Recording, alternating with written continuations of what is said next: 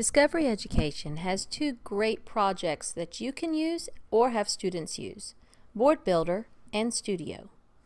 We've already explored most of the taskbar. Now we're going to go back to Builder Tools for one last item. Let's go to Board Builder. Boards are interactive bulletin boards. You can create one, make one that is an example and instructions for students' projects, and students can create their own. You can choose to start with a completely blank board or choose one of the templates that are available. Don't forget before you begin to look at 50 ways to use Board Builder. There's some great tips there. You have a taskbar of choices at the top right side.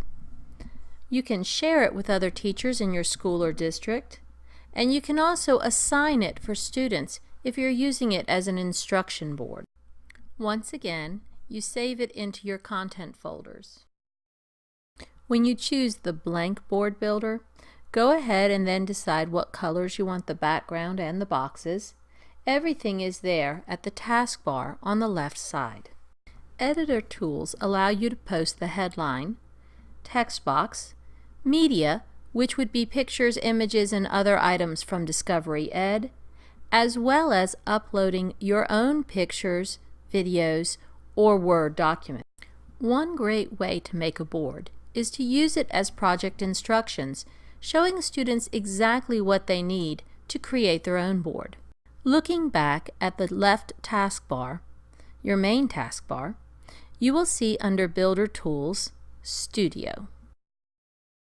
Studio is similar to boards with the interactive portions, but you can have students work in groups.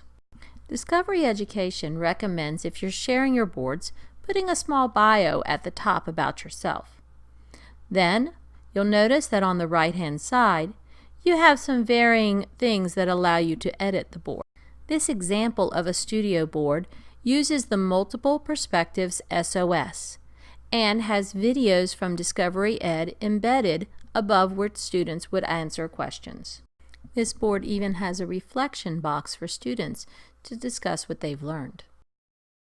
To get started with Studio, click on Let's Create.